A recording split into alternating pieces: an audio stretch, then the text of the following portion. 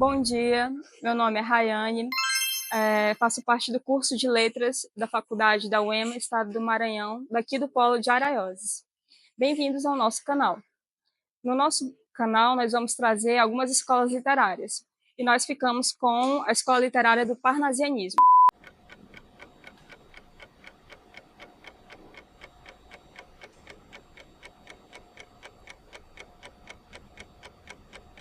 O parnasianismo iniciou ali na França por volta de 1866 até 1876, com as três obras literárias da poesia com o tema Parnaso contemporâneo. Esse tema, Parnaso contemporâneo, ele nos remete ali à mitologia grega.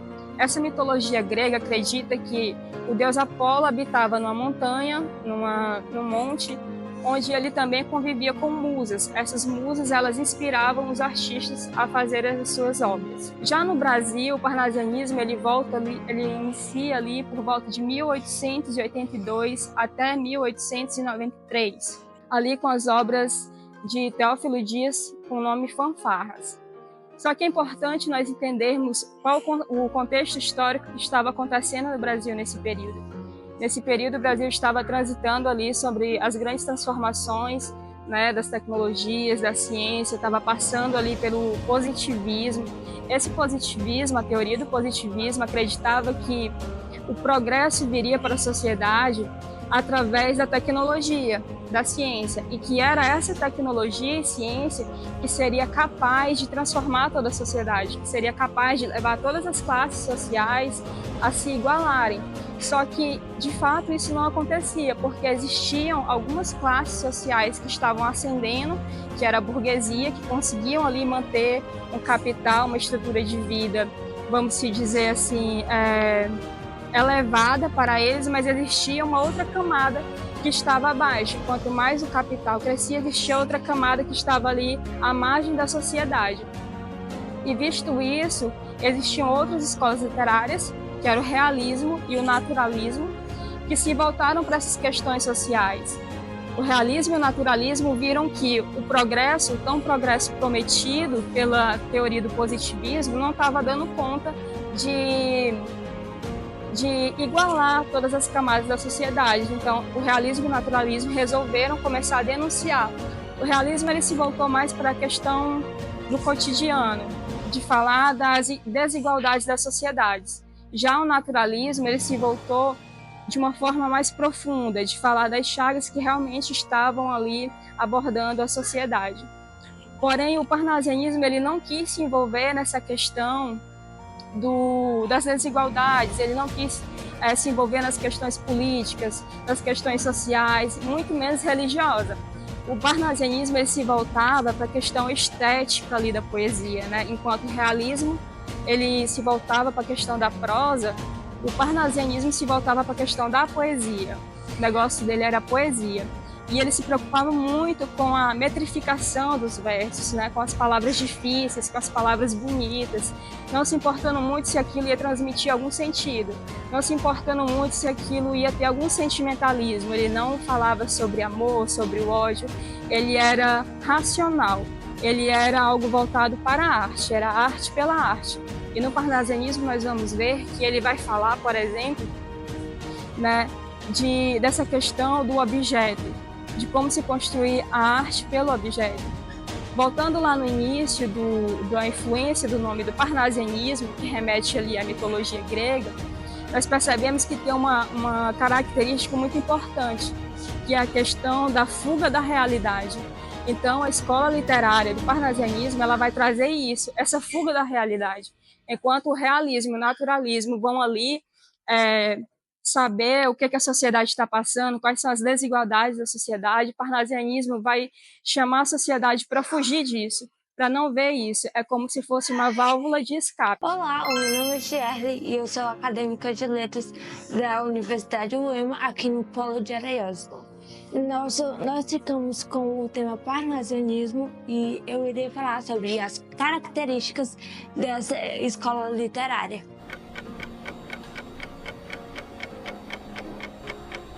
Começando pelas principais características que envolvem os poemas, os textos e, todavia, o que os autores seguem como estrutura.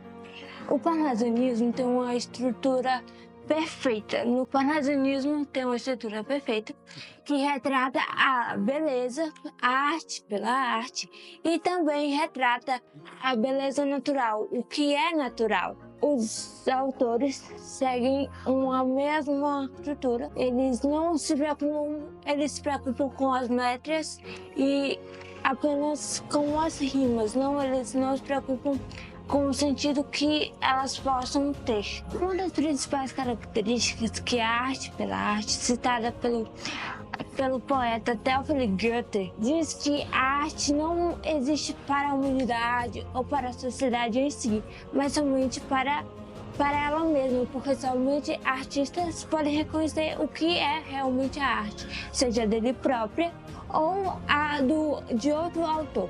E uma das características principais também que muitos poetas seguem, além da estética perfeita, eles seguem também o antissentimentalismo nas poesias, que retrata as lamúrias, as tristezas, o que quebra muito o que muitos acham sobre os poemas que são somente sobre romance, mas nem todos são. E o parnasianismo vem quebrar esse padrão. Também tem a beleza ideal, a beleza natural, né? Que eles se preocupam apenas com o belo, eles retratam o belo, eles não se preocupam com o sentimentalismo. É antissentimental. E também o rigor formal, que são as formas de escritas, o polissindético, que é o uso do e a arte que reconhece a arte, que, como eu já citei, que foi dita pelo autor que eu citei, certo? Ela reconhece a si própria, não sendo reconhecida pelo exterior, somente por si mesma. Agora irei citar sobre o parnasianismo na literatura brasileira. O parnasianismo, como ele exige muito das formas métricas perfeitas, foi colocado na literatura brasileira sobre as formas de escrever e também as métricas tanto de textos como de poemas. Apesar de, após o modernismo, essas métricas terem sido mudadas e colocadas de uma forma mais livre, onde os versos poderiam ser colocados como um desenho ou como uma imagem.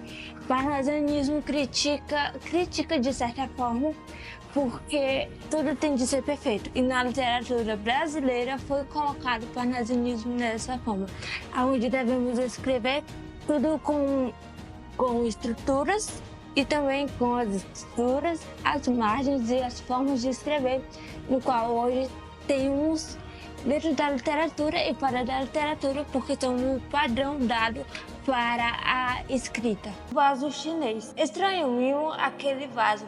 Viu casualmente uma vez de um perfumado contador sobre o mármore luzídio, entre um leque e o começo de um bordado.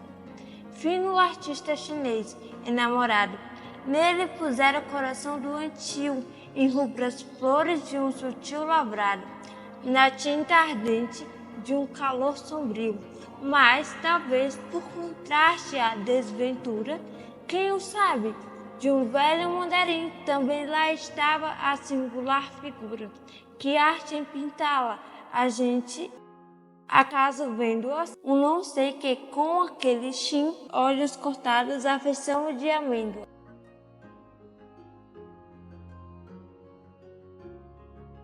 Olá, sou Iraci, acadêmica de letra da UEMA, Universidade Estadual do Maranhão. E eu vou falar um pouco sobre a vida e o estilo, como se escrevia os autores do parnasianismo. Os autores do parnasianismo no Brasil são conhecidos por escrever obras objetivas e impessoais e por fazerem fortes oposição ao romantismo. Em destaque estão Raimundo Correia, Alberto de Oliveira e Olavo Bilac. Nascido a bordo de um navio no litoral maranhense, Raimundo Mota Azevedo Correia foi poeta, juiz e professor.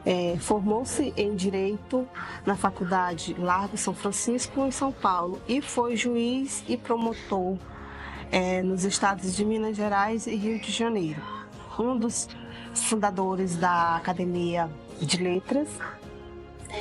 Raimundo Correia foi um famoso poeta maranhense e suas principais obras estão inseridas no parnasianismo brasileiro. Um de seus poemas mais famosos é o soneto As Pombas.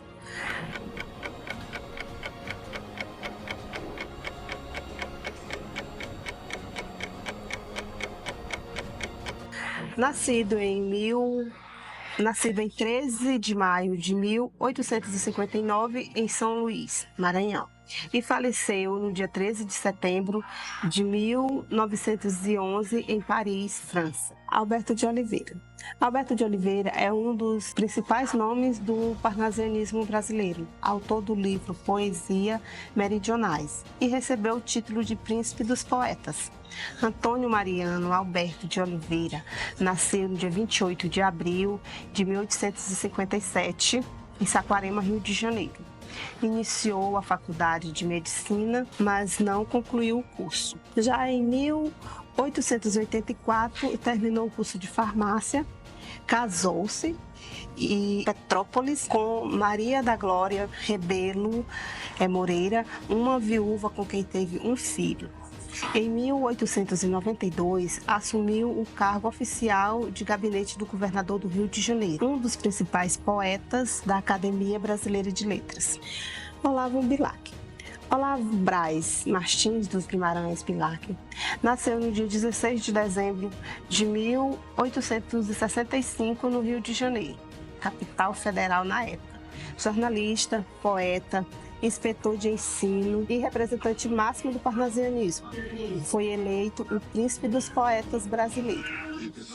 Um dos fundadores da Academia Brasileira de Letras, filho de Braz Martins dos Guimarães Bilac e de Delfina Belmira dos Guimarães Bilac. Cursou até o 4º ano de medicina no Rio de Janeiro e em São Paulo iniciou o curso de Direito, que também não concluiu.